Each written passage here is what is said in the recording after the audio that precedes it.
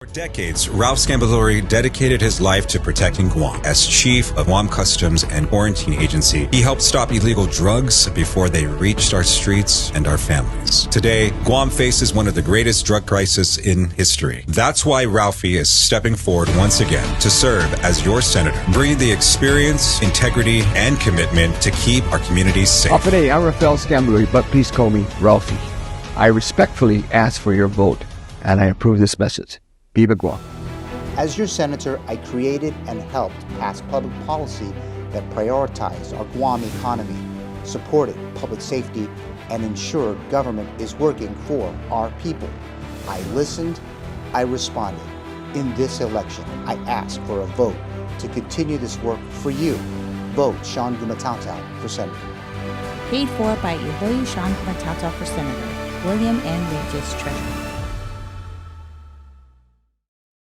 Good morning and welcome to this new week. It is now 8:49 a.m. on Sunday, August 23, 2026. My name is Troy Torres.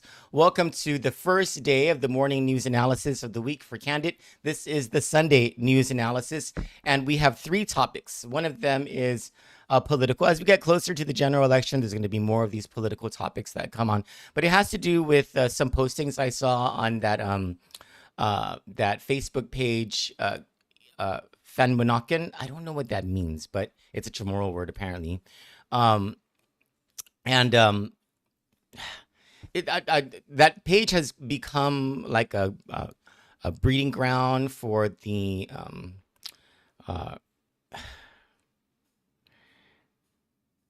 agendas of political campaigns on both sides.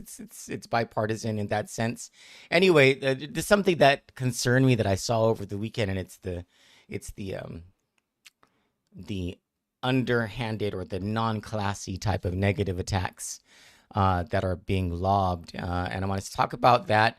I want to talk about the dirty laundry that's being aired out in the public between Costules and Agana Shopping Center. What an interesting case that I think we might put our resources into covering. It's a civil suit over the Superior Court of Guam.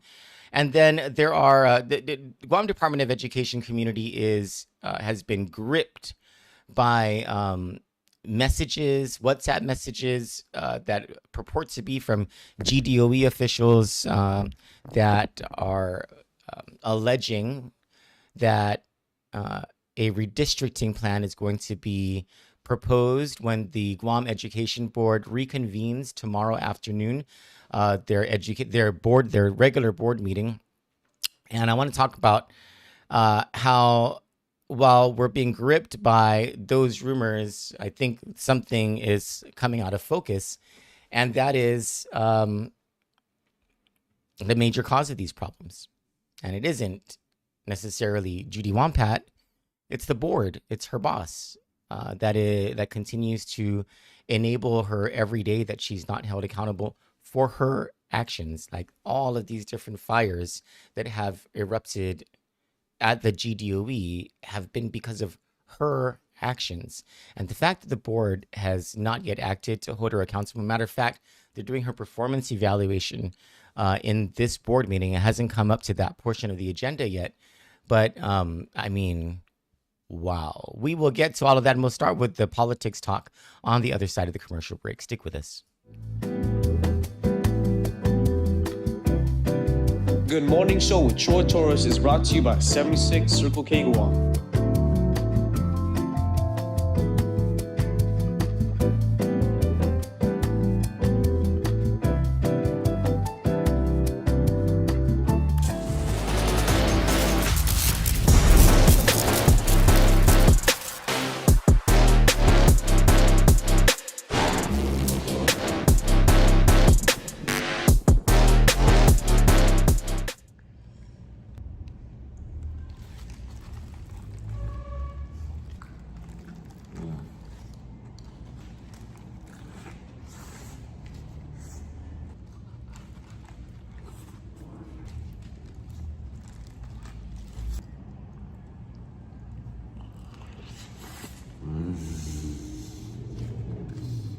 The voters in the primary election on August 1 did right by the people of Guam. Welcome back to the show, by the way. It's 8:53 a.m. on Sunday, August 23, 2026. God bless you all and welcome to this new week. The voters did us a solid at the August 1 election and gave us Kandit. Oh, shoot. I'm getting frame drops. I thought this issue was fixed yesterday. Stand by. Let me just screen shoot this for the network provider. Sorry. The voters of Guam did us a solid at the August 1 election by giving to us two general election choices who, let me be frank, I think that Tony Atta and Therese Terlahi are both good people, both qualified to be governor. I think that EJ Calvo and Sabina Perez are good people, respectable people, probably both qualified to be lieutenant governor and to act in the place of the governor whenever the governor is not on island. I don't think that any of those candidates are, in general, problems. I know who I'm voting for. Like, I've made up my mind already, but that's not my opinion on that. Is that it should hold no weight whatsoever. And so I will not give you my opinion. I will not tell anybody who I'm voting for. But I do believe that when I wake up on November 4, because I'm not going to stick around to wait for the results to come in from November 3 into November 4. But when I wake up on November 4, I get this sense that I'm going to be happy with whoever wins. Now, the issue when it's not the candidates who are problems, sometimes the issues can be when they're surrogates, when people within their campaign or even people outside their campaign who get overzealous about their support. Sometimes that's where the problems are. And the closer that you are to the campaign, the more of a problem it is for the people of Guam, because if you win, there's a good chance that those who are closest to the campaigns will have these positions of leadership within the administration. And sometimes the governor and lieutenant governor candidates are not aware about some of the dastardly things that that some of their surrogates do. Sometimes they do, right? But I don't get the sense that Therese Terlahi or Tony Atta are going to sanction any of their campaign surrogates to do anything that is unseemly. I don't get that impression of them. But there are troll farms. And they do appear to be coming from both sides, from both campaigns. And to be fair, the previous gubernatorial teams had troll farms as well. And whether these are troll farms that are, again, I don't think that they are sanctioned by the two people at the top, Therese Terlahi and Tony Atta. But I think that they do need to be addressed by Therese Terlahi and Tony Atta. I think they both have to come out and say that, hey, I realize that we have supporters who are very much for us, but at the same time, we ask that they not do things that are against the ethics we stand for. And that includes using these online personas that are fake, that have just been created, or they're using troll, or they're involved in troll farms, especially if they're foreign paid, which would be completely illegal. And that we have a debate between the campaigns on the issues based on facts. You can call into question a candidate's integrity, their character, utilizing the facts. You're utilizing what's clearly laid out as an opinion or a perspective or an allegation, but based on, context that involves facts. I mean, there are classy ways of doing this, but I saw something over the weekend that wasn't very classy. It was it purports to be the supporter of one gubernatorial campaign lobbying, and these are not just allegations, and it would be fine.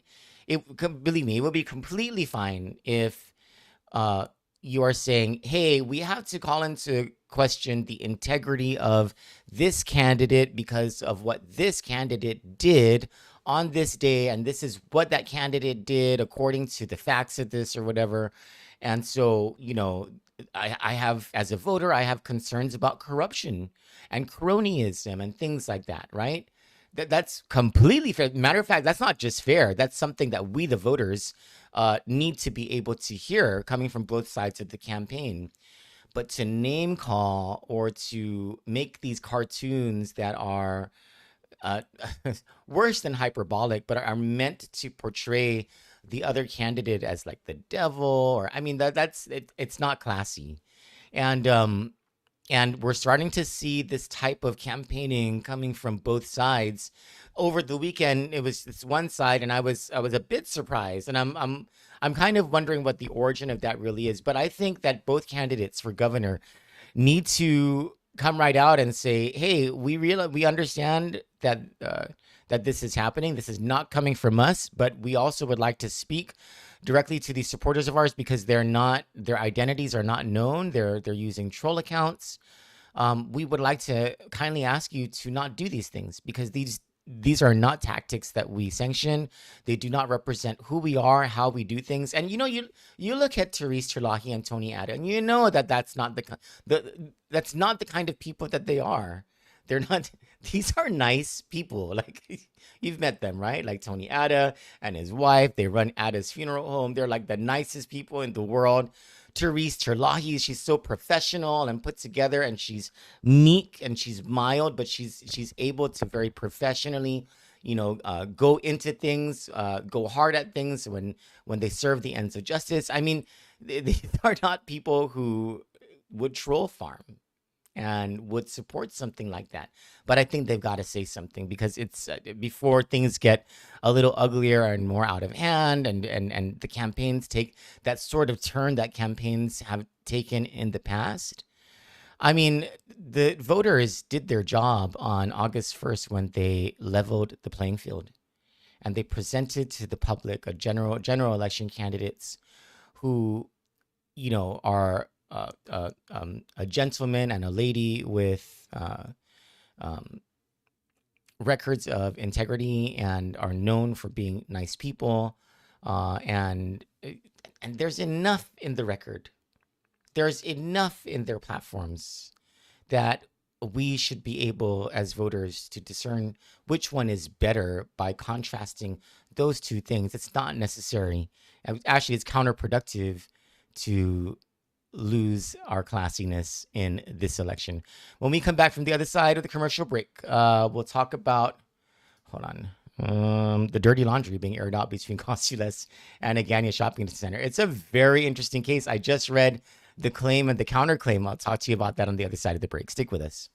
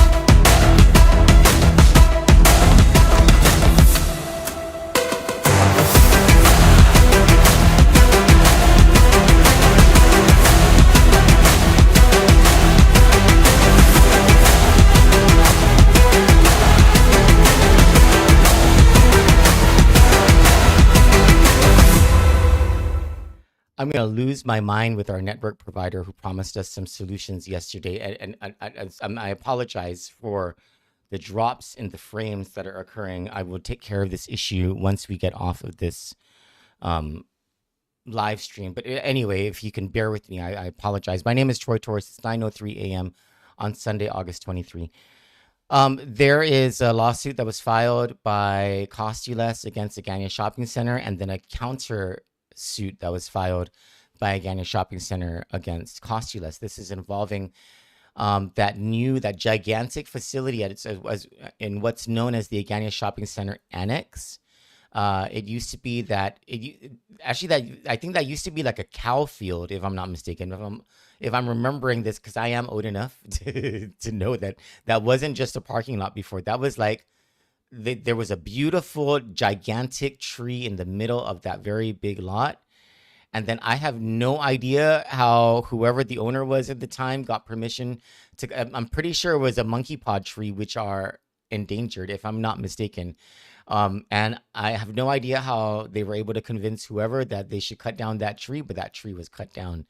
And then it became this parking lot. And then all of a sudden, like a couple years ago, their construction started to happen. And so, and coming up on the 28th, if I'm not mistaken, Costules, which is closing down its Tamuning store. They had some great sales in there, by the way. And I believe have already shut down their Chalampago store. I have not been in that neck of the woods in a while, but someone told me that they shut down their Chalampago store. And it's all consolidating into this Agana location, which is just this gigantic store, right? And so, oh shoot, I can't finish my oatmeal because it's already 9. Okay, never mind. And so, the media we got our invitations. There's like the night before they're inviting the media to come and take a look or whatever, and then the morning of, an hour before it opens, the media is being invited to what I'm not going. But anyway, so according to a lawsuit that was filed by Costules, sometime in 2023, I think it was, they and Agana Shopping Center, I think it's the Gregorio F. Perez something LLC, the owners of Agana Shopping Center, which, can I tell you, I thought that the owners of Agana Shopping Center were the Tans from the Philippines, not the Lucio Tans, the other Tans, the ones that own SM. I don't know, like some ownership, something happened between that, or maybe the Perez LLC is the owner of the lots and the building. Agana Shopping Center is owned by the Tans. Okay, I'm not sure. Anyway, so in 2023, this Perez company and Costules, which is incorporated in Guam, according to this, but they have a parent company over in like Pennsylvania or something called the Northwest Group. Anyway, so they enter into this lease, and according to this claim, Agana Shopping Center was supposed to have constructed that facility for Costules, and there were these certain specifications that they were supposed to follow, which included like a concrete slab, a landing zone, all this different stuff, and also some landscaping outside the area. And according to Costules and Agana Shopping Center, the first payment of the monthly payments was supposed to start for the period which would have been the middle of July through the beginning of August, and it would have been for $55,000 plus, almost $56,000, whereas the regular amount would be somewhere north of $100,000. So because it's just a few days of the month rather than the whole month, so August, September, October, all the months forward would be, more than $100,000 in rent that would be paid to Agana Shopping Center. This was part of, as part of the exchange of Agana Shopping Center building this facility. It's a big facility, and according to Agana Shopping Center, it was built for $12 million. Now, because there was all of these, according to the lawyer for Costules, there were all of these communications that occurred about Agana Shopping Center allegedly not providing services or constructing things to the specifications within the lease. All very interesting stuff, by the way. Like, if you read this stuff, it's just, and it's kind of hard to tell, because it's very important to say that this is what one party is saying and this is what the other party is saying, because they're saying two different things. Where Costules is saying, look, it's in the lease, it says that they're supposed to be doing A, B, C, and D. And Agana Shopping Center, in their answer to the complaint and their counterclaim, are saying, no, the lease does not say A, B, C, or D, and they owe us rent. And And so they've counterclaimed Agana Shopping Center because what Costas is looking for is like an injunction against Agana Shopping Center from holding it liable for whatever, and also the continuation of pay. They also want compensatory damages. They don't want to pay any interest or fees. They don't want to be held responsible for the late payment of rents, all this different stuff, right? Agana Shopping Center is asking that Costas be forced to pay the interest and the fees that have accumulated, et cetera, and that, Costas is in the wrong, and they want the court to rule in their favor, et cetera, right? There is, now, this is according to the lawsuit and the counterclaim, and the answer and counterclaim to the lawsuit. But what Costas and Agana Shopping Center, of course, put out to the public is very distilled, and it's very short compared to what is contemplated in the lawsuit and in the counterclaim. Here, let me get that. I have. Oh, by the way, we're having gubernatorial debates. The both campaigns have confirmed that they will participate in a series of debates, and these are real debates, as in, and I'm the moderator of these debates. This is not going to be like ask the question. First of all, no one's getting any questions in advance, and only one question per debate will actually be designed prior to the debates, and it is only to get the conversation started. And that's because the moderator will hardly have a role in this except to actually just moderate the discussion and if things get out of hand. But this is a true debate in that it's not going to be a moderator asking questions A, B, C, D, E, and whatever, and then one person gets to answer for 2 minutes, the other person gets to answer for 2 minutes, and then there's a rebuttal for 1 minute. No. This is a real debate where one person's asked something, the other person answers the question as well, and then they go at it with either their agreement or their disagreement. And there are rules of engagement, yes, and we firmly believe that because of who the candidates are, Therese Terlahi and Tony Atta, that there will be an observation of decorum and things will not get out of hand. But I mean, this is a real debate, and this is going to be the first real debate since the debate between Carl Gutierrez and Eddie Calvo in 2010 by the Guam Medical Association. Remember how exciting that was? Anyway, going back to this Agana Shopping Center thing, they released a statement, and it's very short, nothing compared to what Costas or Agana Shopping Center said in their complaints. But this is what it says. Gregorio F. Perez, Inc., operating as Agana Shopping Center, issues the following statement regarding the ongoing litigation between Agana Shopping Center and Costas Guam, Inc. ASC constructed the building now occupied by CUL at the Agana Shopping Center at a cost of over $12 million. ASC maintains that it fully performed its obligations under the lease and related documents with CUL. However, despite announcing its grand opening of its new store at the ASC's premises, CUL refuses to pay any rent for those premises. It is unfortunate that, instead of working with ASC to resolve any issues, CUL chose to pursue litigation. ASC remains confident that the court will support ASC's petition in this litigation. Any questions may be directed to ASC's counsel, Mitchell Thompson, at Thompson and Alcantara, PC. This is going to be one of those exciting civil cases that is going to be played out in the public, and that you gotta admire Agana Shopping Center's PR prowess, right? They couched this entire thing in terms of, we built them, that facility cost us $12 million, and now they don't want to pay a penny of rent. There's a whole lot. There's a lot of allegations that CUL has made, a lot of allegations that ASC has made, and counters to those accusations. And this, I don't know if this is going to affect prices. No, this is probably going to affect prices.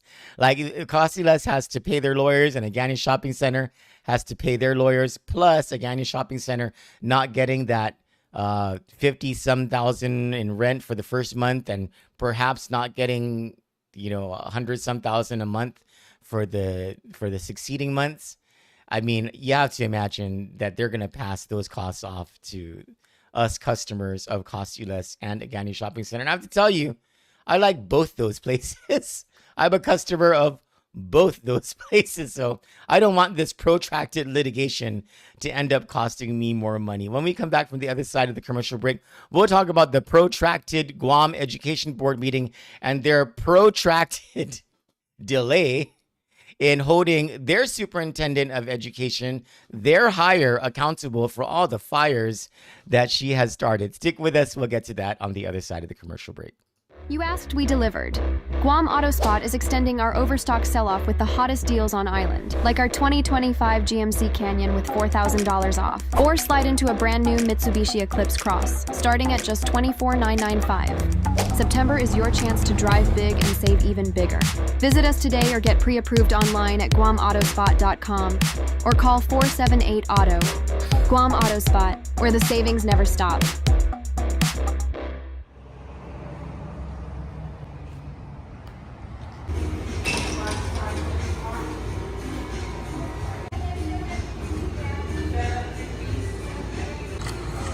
This stuff's hitting the spot.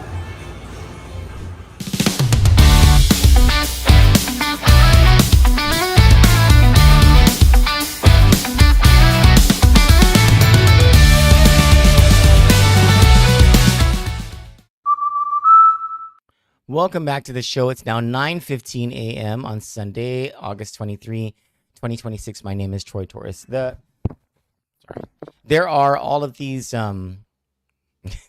the memes or what are really funny, but I'm not gonna share those, but because they're a little bit mean, but they're kind of funny too.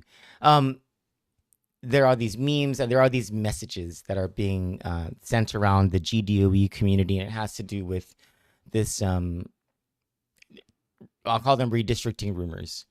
These rumors, and they're born from these WhatsApp messages of GDOE officials purportedly talking about how reportedly the superintendent of education is going to present a redistricting plan tomorrow. Now, I don't know if it's true. GDOE has not been the most transparent.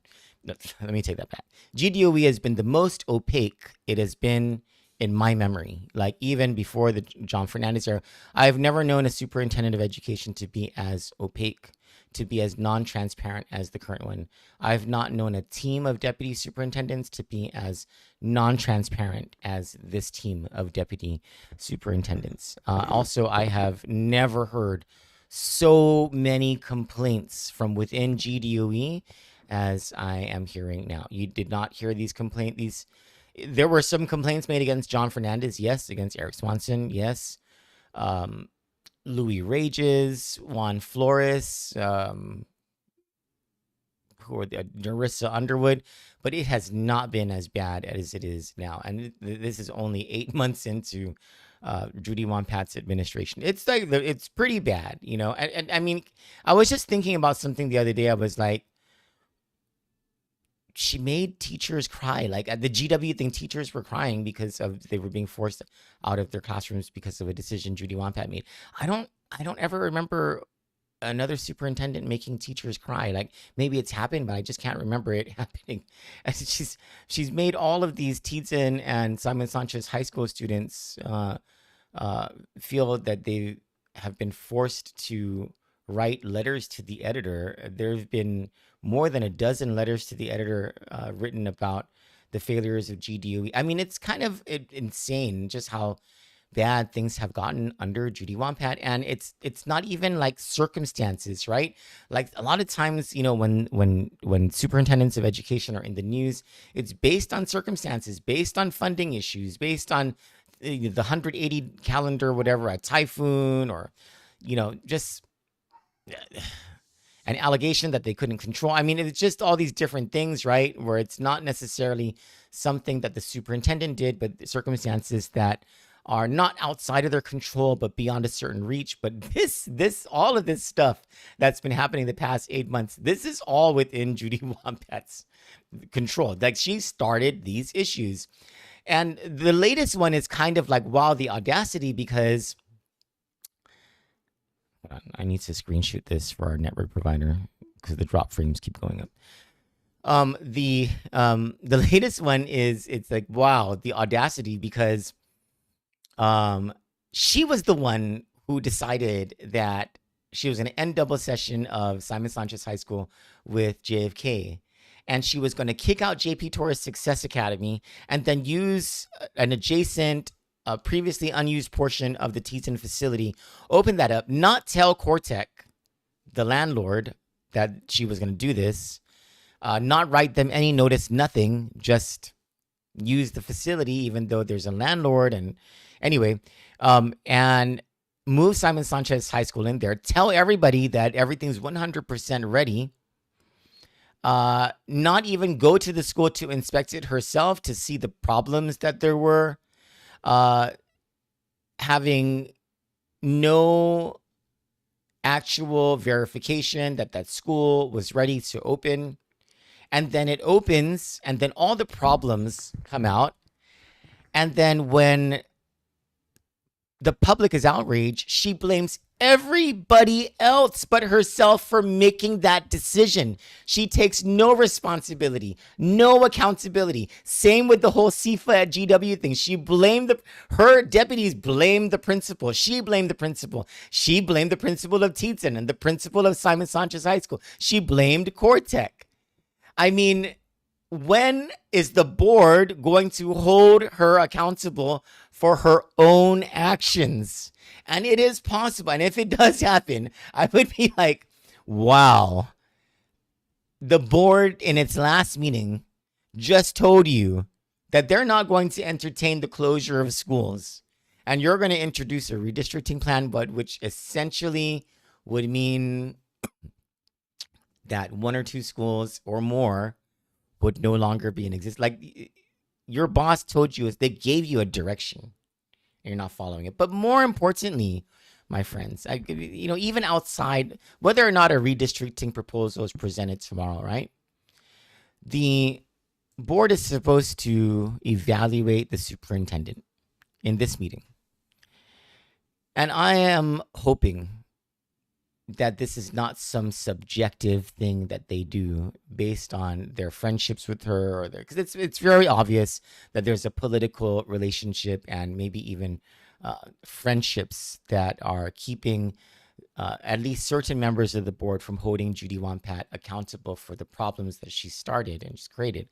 And I'm not saying that they need to fire her or anything like that, but when you have a troublesome employee, you take steps to correct the behavior for the betterment of everybody, including that person. You don't want to just put that person out to pasture, right? But if you don't ever say anything, if you don't ever say, hey, employee, this is not right, and we need to fix this. How are we going to fix this? Come back with a plan to fix this, and they come back with the plan. I mean, there are ways to handle things like this, right? But the board's taking no action, at least so far, whatsoever.